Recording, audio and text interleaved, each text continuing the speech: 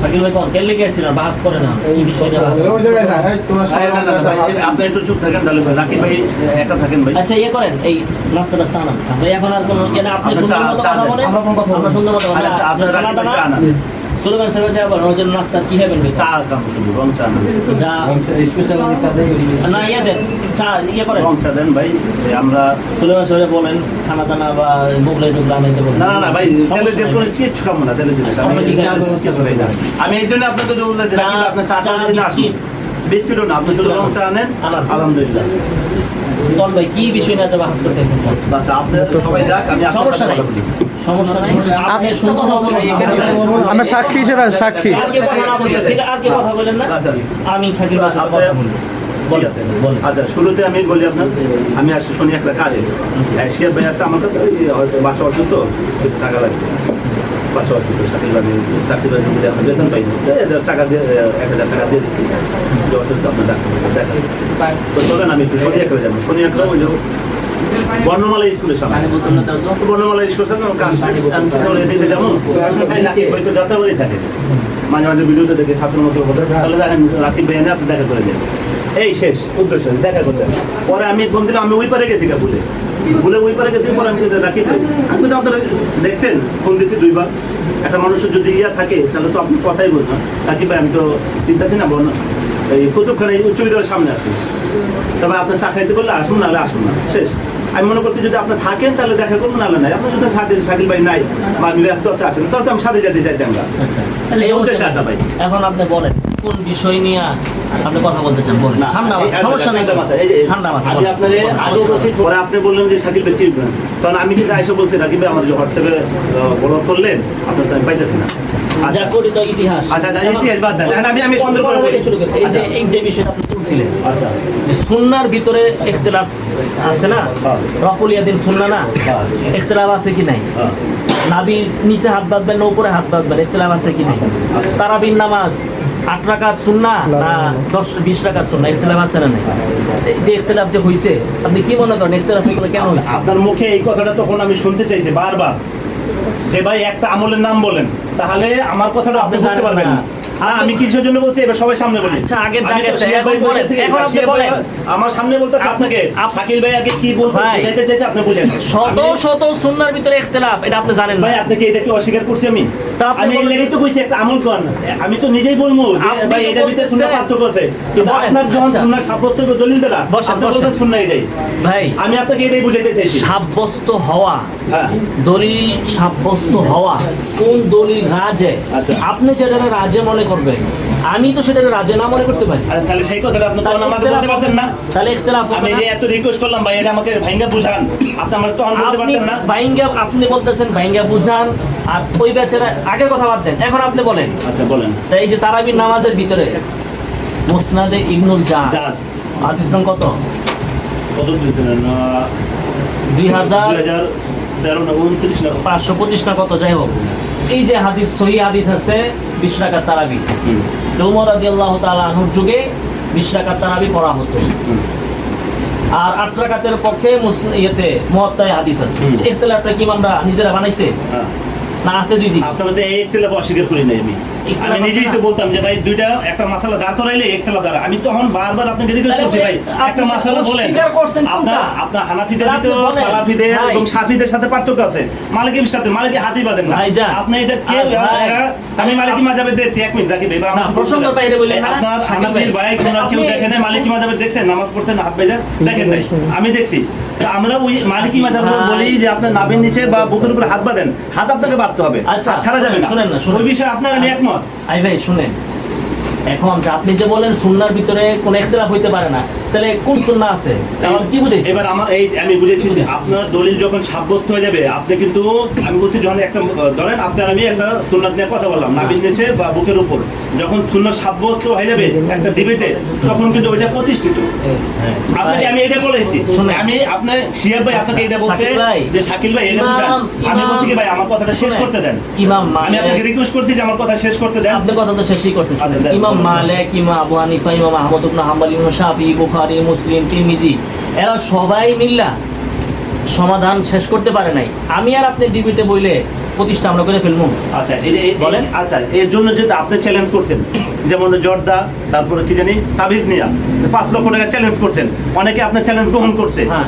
তারপরে কথাবার্তা হয়েছে, হ্যাঁ। আপনি বলতেছেন যে এই তোমার তার বিয়ে নাই, তুমি আগে শিখতে আপনারা আরেক প্রসঙ্গে যাচ্ছেন, এটার ভিতরে থাকেন।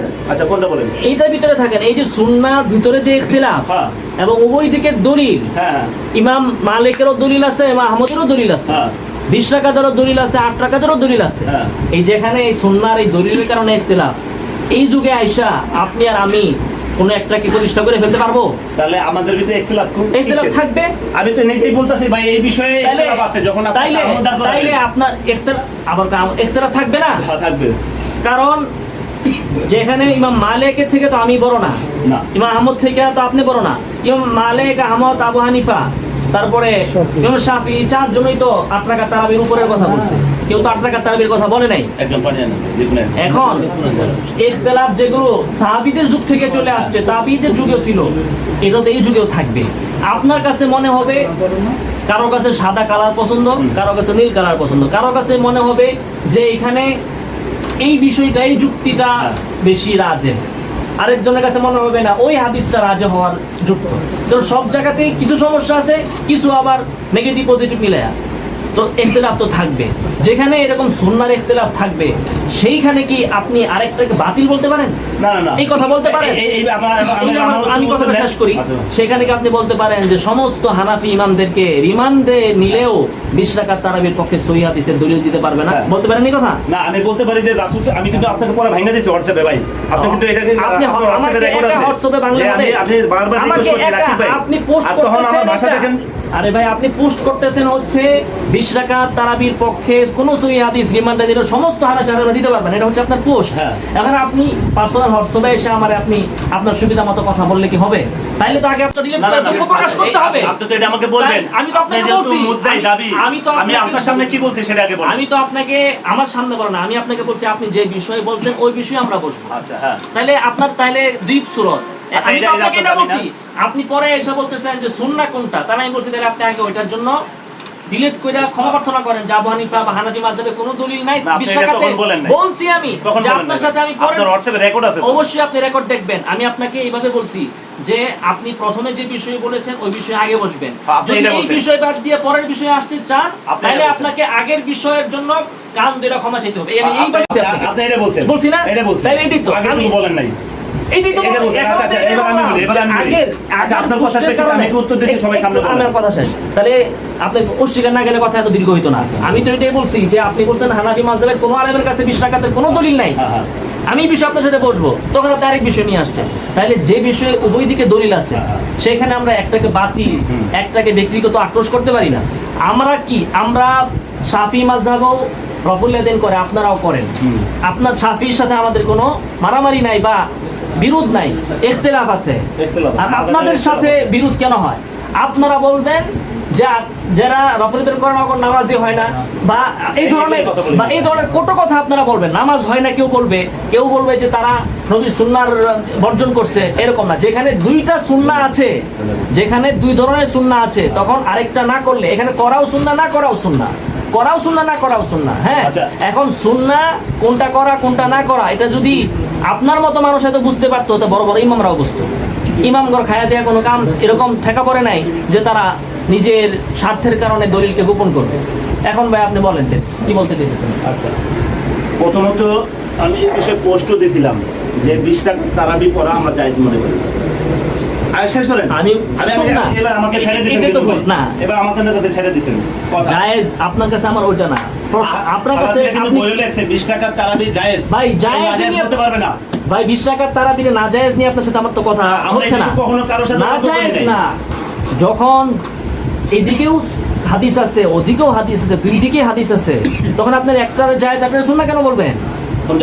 দুই দিকে তো হাদিস আছে, 20 রাকাতের হাদিস তো আছে। আমি তো সেটা আপনাকে হোয়াটসঅ্যাপে ভাই আপনি জায়েজ বলতেছেন কেন?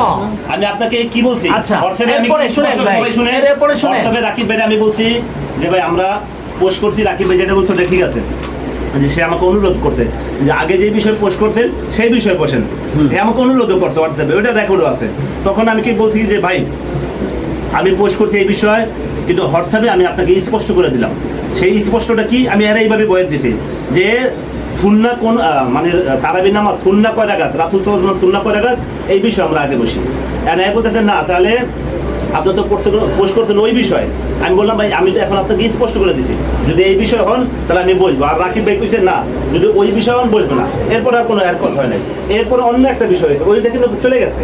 এরপরে কি জানি একটা নিয়ে কথা হইলো, তারা বিনা কি জানি, এরপরে আমার প্রসঙ্গে নিয়ে আলোচনা করেন। আপনাকে আমি যেটা জিজ্ঞাসা করতেছি সেটা হচ্ছে, যেখানে দুই দিকেই দলিল আছে, সুন্নাহ হওয়া, তারাবির নামাজ হইতে পারে, রফুল ইয়াদাইন হতে পারে, নাবির নিচে উপরে হাত বাঁধা হইতে পারে, ইমামের পিছনে কেরাত পড়া, সেখানে আল্লাহ রাসূল বলছেন যে ব্যক্তি ইজতিহাদ করে সঠিক করলো সে এক নেকি পাবে, যে ভুল করলো যে সঠিক করলো সে দুই নেকি, যে ভুল করলো সে এক নেকি। এটা তো আমরা হাজারবার বলি। সেইখানে আমরা আয়সা কোন দলটা বাতিল, হ্যাঁ আপনি বলছেন না ভাই আপনার পোস্টে, এটা বলা যায়? আমি আপনার সামনে সুন্দর মতো বসে থাকলাম। এই ভাই কোন দলটা আমরা আপনি কি আমাদের বাতিল মনে করেন?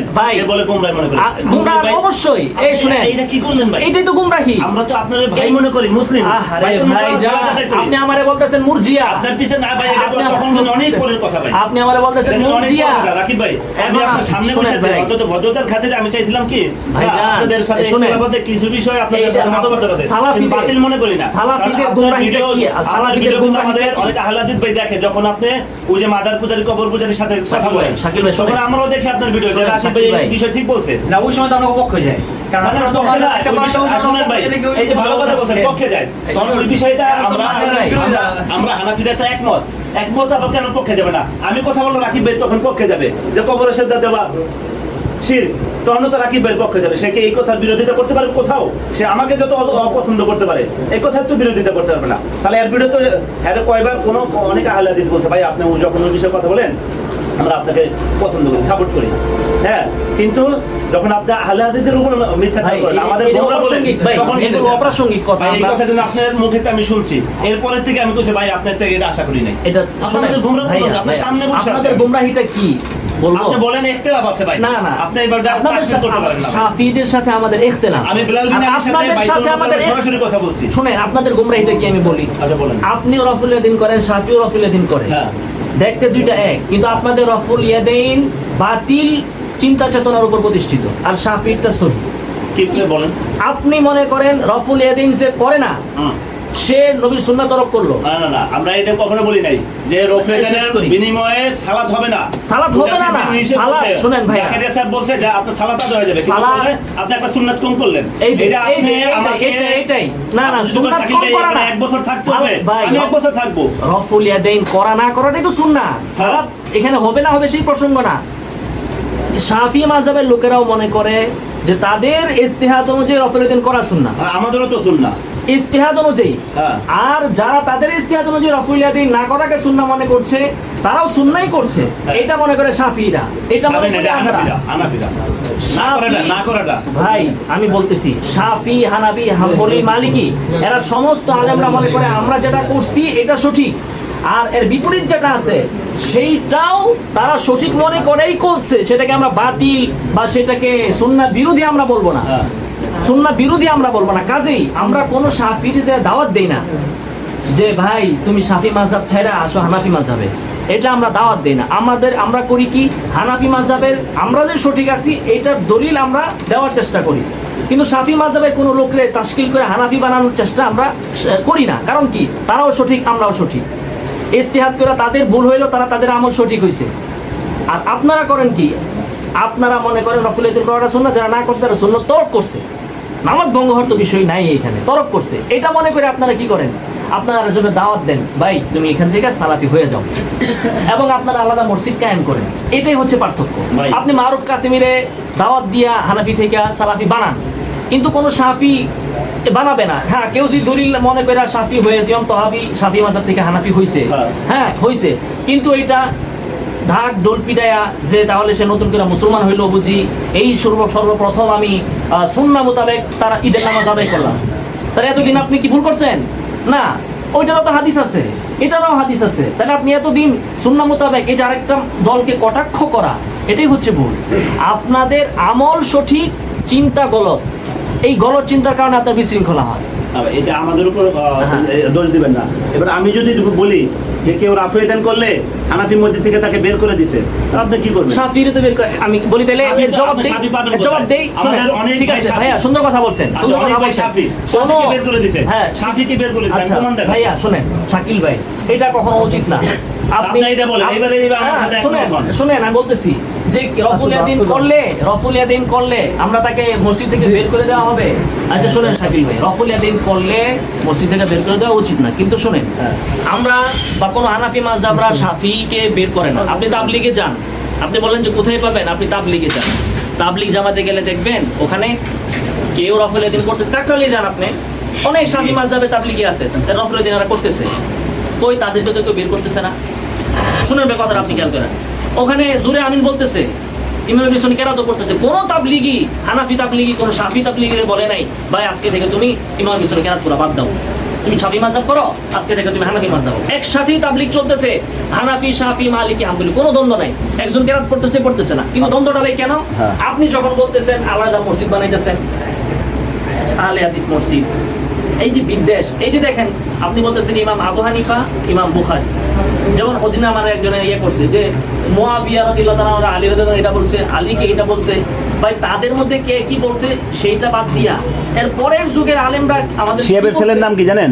মুয়াবিয়া। শুনেন, এর পরের এই যুগের শিয়াদেরকে রদ করার জন্য সে নাম পরের রাখছে। যুগের আলেমরা কি সিদ্ধান্ত দিচ্ছে ওইটা আমাদের মানতে হবে।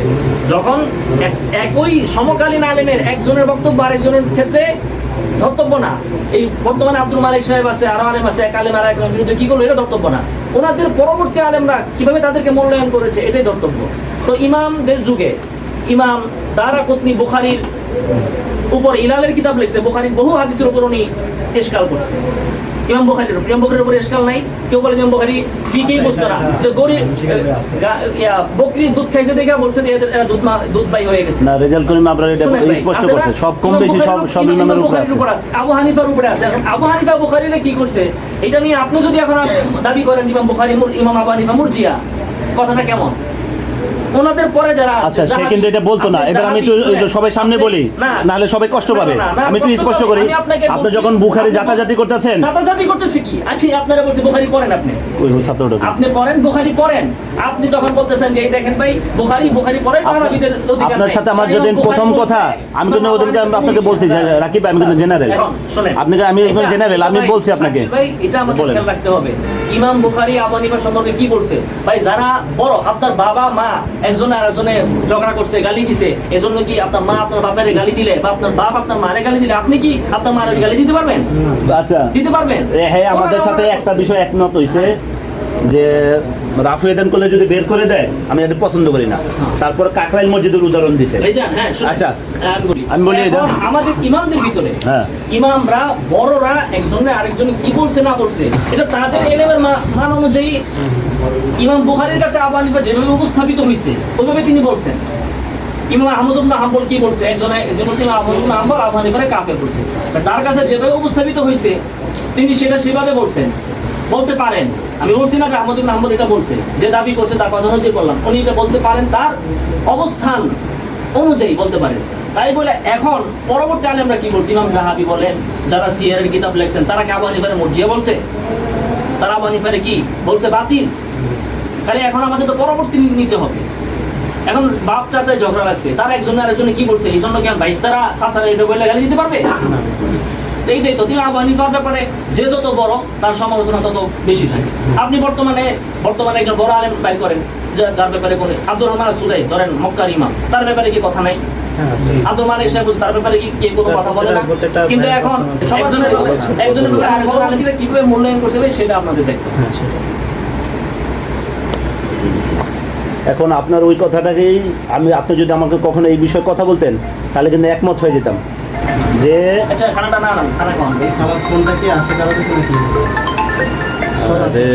আসসালামু আলাইকুম রহমতুল্লাহ। জি, ওয়ালাইকুম আসসালাম। আপনাকে আমি ওদিনকে বলছি যে ভাই, সুন্নাহ নিয়া যখন হানাফিরা আমাদের অ্যাটাক করে, আপনি বললেন কি কাকরাইল মসজিদের উদাহরণ দিলেন। কাকরাইল এরকম শত শত মসজিদের উদাহরণ আছে যা হানাফিরা আমাদের সালাতে রাফেদান করা বাধা দেয় না, জোরে আমিনও বাধা দেয় না। যারা বাধা দেয় তাদের বিষয়ে আপনি বলেন। ওটি তো বললাম বাধা দেওয়াটা অন্যায়। আমি তো হ্যাঁ আপনার মুখে তো আমি এই কথা শুনতে চাই। বাধা দেওয়াটা অন্যায়, কিন্তু ভাই বাধাটা দেওয়ার পিছনে আপনারাও তো দায়ী আছেন। আপনারা যখন যে করতেছে না তারা কেন দাওয়াত দেন করার জন্য? দুইটাই তো সুন্নাহ, রফুল ইয়াদাইনও সুন্নাহ, দরকার রফুল ইয়াদাইনও তো সুন্নাহ। উভয় দিকে তো হাদিস আছে। যে করতেছে না সে তো এমন না যে সে সুন্নাহ বর্জন করার স্বার্থে এটা বর্জন করছে। সেও তো এটা আপনি আমার ফোন দিয়ে জিজ্ঞেস করেন শাকিল ভাই আপনার সুন্নাহকে কি মনে করেন?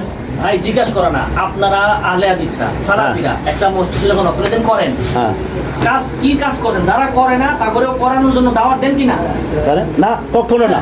আমরা হাদিস দেই, আমরা এই যে আচ্ছা ঠিক আছে আপনি হাদিস দেন, শুনেন ভাই, আপনি হাদিস দেন। আচ্ছা এই দাওয়াত দেওয়া কি জায়েজ আছে? না জায়েজ নাই। কেন ভাই? এটা জায়েজ নাই। আপনাকে আমি বলতে পারি ভাই আমি সুন্নাহ মনে করে করি, আপনি করেন না। না উনিও তো যেটা করতেছে সেটা দলিলের ভিত্তিতেই উনি করতেছে। তাহলে সেটা আমাকে দেন, আমাকে দাওয়াত দেন। শুনেন, এটা তো বললাম আপনাকে কেন দাওয়াত দিবে? উভয়টার দিকে তো দলিল আছে ভাই আমাদের ইসলাম ঠিকই আছে দাওয়াতের উপর। ভাই ইসলাম আপনার প্রত্যেক জায়গায় প্রতিনিয়ত মুসলিম হইতেছেন। নাসারারে খ্রিস্টানরে ওই জায়গায় দাওয়াতের কাজ আপনি করেন। বেদাতিতে দাওয়াত দেন না? বেদাতিতে দাওয়াত দেন। তা আমরা তো হ্যাঁ, দেই। কিন্তু এটা আপনি বেদাত মনে করেন, এটাই তো ভুল। আর ভাই এটা তো বেদাত মনে করি না, কখনো বলি না এটা আমি। ওটার বিরুদ্ধে দাওয়াত দেন কি লাগা? ভাই এতক্ষণ হা হা হা কইরা আবার তো লাইন ছেড়ে দিছে। কি আবার তো লাইন ছেড়ে দিছে না? আমি তো আপনাকে এতক্ষণ বুঝাইলাম সুন্নাহর ভিতরে ইখতিলাফ হইতে পারে। হ্যাঁ এক নাম্বার, সুন্নাহর ভিতরে যখন ইখতিলাফ হয় দুই দিকে হাদিস আছে, তখন দুইটাই সুন্নাহ। আপনি অকট্টভাবে বলতে পারেন না যে রফুল ইয়াদিন করাই সুন্নাহ, হ্যাঁ। অকট্টভাবে এটা করতে পারেন না রফুল না করাটাই সুন্নাহ। হ্যাঁ। এখন ইমামরা ইজতিহাদ করছে, প্রত্যেক ইমাম তার রাতের ঘুম দিনের খাওয়া বাদ দিয়া চেষ্টা করছে যে কোনটা সুন্নাহ বের করার জন্য। কইরা আবু হানিফার কাছে মনে হয়েছে এটা সুন্নাহ, ইমাম মুহাম্মদের কাছে মনে হয়েছে রাহিমাহুল্লাহ এইটা সুন্নাহ, আবার ইমাম মালিকের কাছে কোন জায়গায় মনে হয়েছে ওইটা সুন্নাহ। আচ্ছা ইমাম মালিক আপনি আবার আবু হানিফা হাদিস দুর্বল বলেন আপনারা, ইমাম মালিক কি হাদিসে দুর্বল ছিল? তো যখন নাকি এই খতিব খুতবা দিবে তখন ইমাম মালিকের মতো তো এইটা যে ওনারা কি করবে না, তাহিয়াতুল মসজিদ করবে না। হানাফিরাও বলে মালিকিরাও বলে। ইমাম মালিক কোথা থেকে বলছে? নিজের মন গড়া বলছে? হ্যাঁ, ইমাম মালিক মদিনার ইমাম, মদিনাবাসীর আমল তার সামনে, তার বাপ দাদা 14 গোষ্ঠী সাহাবায়ে কেরাম দেখছে, মদিনার আমল দেখছে। আপনি বাংলাদেশে বৈশা একটারে সুন্নাহ বলতেছেন, ইমাম মালিক তাহলে কি করছে? তো এখন দুই দিকে যখন সুন্নাহ আছে, তখন যখন আপনি আরেকজনের দাওয়াত দিবেন, দাওয়াত মানুষ কখন দেয়? দাওয়াত কখন দেয়? যখন মানুষ মনে করে যে আমারটা সঠিক ওইটা বাতিল, তখন মানুষ দাওয়াত দিবে। আপনাদের এই জন্য এটা না করে কখনো বাতিল বলি না, কোথাও পাবেন না। এই যে আমার এই যে আচ্ছা ওদিকে বসে আছেন আমরা যদি বাতিল মনে করতাম আপনাদের তো পিছে তো সালাত আদায় করতাম না। ওই যে কি বলে কথা বলছেন আপনার পিছে তো না না চোরাবালির মতো। আচ্ছা আচ্ছা আপনি কি সুন্নিদের পিছনে সালাত আদায় করবেন? সালাত সাল্লু তাহরির পিছনে সালাত আদায় করবেন? অবশ্যই। কেন? সাল্লু খালফা বিররিন ওয়া ফাজিরিন, ফাজিরের পিছনেও আপনার নামাজ যদি দাঁড়ায় গেছে অবস্থা হইছে মসজিদের ইমাম ফাজির, তারপরে তার পিছনে নামাজ ওটা না যাই না, আপনি তো আকীদা জানতে পারবেন না। আরে ভাই ফাজির যাই না পড়তে হবে। তা আমি তো আমি যদি দেখি নামাজ দাঁড়াইছে সম্মত লুৎফর রহমান ফরাজের বক্তব্য শুনছি যে যদি যখন জানতে পারবেন যে সে মুশরিক, সে মুসলিম হোক। লুৎফর রহমান ফরাজের রেফারেন্স নিয়ে আসছেন, ঠিক না না না আপনাদের পক্ষ থেকে। হ্যাঁ শুনেন, এখন আমি বলি, একটা হচ্ছে যখন আপনার মসজিদের ইমাম ফাজির, তখন আপনি কি তার পিছনে নামাজ পড়বেন না ঘরে নামাজ পড়বেন? দুই সুরাত যখন সামনে দাঁড়াইছে, তখন আপনাকে ঘরে নামাজ বাদ দিয়া তার পিছনে নামাজ পড়তে হবে। জামাত বাদ দেওয়া যাবে না, তার পিছনে নামাজ পড়তে হবে। এইটা হচ্ছে আহলুস সুন্নাহ ওয়াল জামাতের শিয়া। হ্যাঁ, আপনার মসজিদে ফাজির ইমাম, আপনাকে চেষ্টা করতে হবে তাকে বাদ দিতে। অথবা মসজিদ এনেও একটা আছে, ওইখানেও একটা আছে, এখন আপনার সময় আছে, আপনি এখানে ফাজিরের কাছে না যেয়ে মুত্তাকির কাছে যান। এটা ঠিক আছে, এটা ঠিক আছে। কাজে নামাজ পড়াটা তো কোনো বিষয় না, বিষয় হচ্ছে ভাই কাকরাইলের মধ্যে রফুল ইয়াদিনও হয় বা আরো অনেক মসজিদে। আর আপনার অপরের পার্থক্যটা আমি এটাই বুঝাইতেছি, আমাদের তাবলিগ জামাতের ভিতরে একজন অপরের করে করতেছে না, ইমাম পিছনে আমিন জুড়ে বলে আসতে পারে, এটা নিয়ে কোনো ইখতিলাফ হয় না। কারণ কি কেউ কাউরে নিজের মাযহাবের প্রতি দাওয়াত দেয় না। এই যে আপনি এই দেখতেছেন যে হেদায়া সরে বেকায়া, এই কোনো কিতাব লেখা হয় নাই এই জন্য যে শাফি মাযহাবীদেরকে হানাফি মাযহাব বানানোর জন্য, এটার জন্য লেখা হয় নাই। এই হানাফি মাযহাবের কোনো কিতাব, যে ফতোয়া শামী, কোনো কিতাব লেখা হয় নাই যে এক মাযহাব থেকে আরেক মাযহাবকে আনার জন্য। বরং প্রত্যেকই কিতাব লিখছেন যে আমি ইজতিহাদ করে এটা বুঝছি, এটা সঠিক, এটা সে তার অনুসারীদেরকে জানাইছে, আরেকজনকে দাওয়াত দেয়নি। এই জন্য কাকরাইলের ভিতরে পাশাপাশি একজন আফ্রিদিন করে না, কোনো সমস্যা হয় না। আপনার তার সমস্যা তো হবেই, আপনি যখন আরেকজনের যে করে না হ্যাঁ দাওয়াত দিচ্ছেন, তখন তো সমস্যা হবেই ভাই। এই যে আমাদের এই বিল্ডিং এর উপরেও মাদ্রাসা, নিচেও মাদ্রাসা, এখন আমি যদি ওই মাদ্রাসার ছাত্র করে দাওয়াত দিই, ভাই তুমি আমার মাদ্রাসায় এসে ভর্তি হও, তখন গ্যাঞ্জাম লাগবে কি রাখবো না এটা তো আদবের খেলা কিন্তু যদি আমার মাদ্রাসা আমি চালাই ওনার মাদ্রাসা উনি চালাই কোনো ইখতিলাফ লাগবে না। লাগবে না কেন আমি দাওয়াত দিব যদি আমি মনে করি আমারটা কোরআন সুন্নাহর মাদ্রাসা ওইটা হলো বাইবেলের মাদ্রাসা তখন আমি দাওয়াত দিব এটাও কোরআন সুন্নাহ পড়া ওইটাও কোরআন সুন্নাহ পড়া আমি কেন দাওয়াত দিব তো ভাই রফুল ইয়াদিন করবেন কি করবেন না আরো যত ইখতিলাফ আছে উভয় দিকে দলিল আছে 1450 বছর পর্যন্ত ইখতিলাফ চলছে কিয়ামত পর্যন্ত চলবে কোনো এমন ব্যক্তি নাই যে ইখতিলাফের সমাধান করতে পারে সমাধান সাহাবারা করতে পারে নাই সমাধান হলে তো হয়ে যেত সমাধান হবে না এবং সমাধান না হওয়াটাও কোনো দোষণীয় বিষয় না রাসূল নিজে বলে গেছেন যে ইজতিহাদ করতেছো ভুল করলে তোমার 2 নেকি আর সঠিক করলে 2 নেকি পাবা ভুল করলে তুমি 1 নেকি পাইবা তো সবাই ইমামরা চেষ্টা করছে আজীবন চেষ্টা করছে আমাদের ইখলাস আমাদের কি আপনি আমি একটু মতের অমিল হলে আপনি আমার মুরজিয়া বলতেছেন আমি আপনার একটা কটু কথা বলতেছি তো ইমামরা কি এমন ছিল তারা পারে নাই সমাধান করতে আমরা কি সমাধান করব ইখতিলাফ থাকবে ইখতিলাফের ভিতর দিয়ে আমাদের চলতে হবে আপনারা সালাফিরা আপনারা আপনাদের মতো করেন আরেকজন আপনার দাওয়াত দেন আপনার যদি আপনি একটু সাধারণ মানুষ মনে করেন আর আমাদের হানাফির একটু সাধারণ মানুষ সেম কিন্তু আপনার দাবি হচ্ছে আপনি সব দলিল দেখে আমল করেন আসলে যদি আপনারা আমি জিজ্ঞেস করি আপনি একটা বিষয়ের দলিল জানেন না জেনে আপনি আমল করতেছেন ভাষা আপনি বুখারী শরীফে বাংলা একটা অনুবাদের শিরোনাম দেখছেন আপনি মনে করতেছেন এটাই দলিল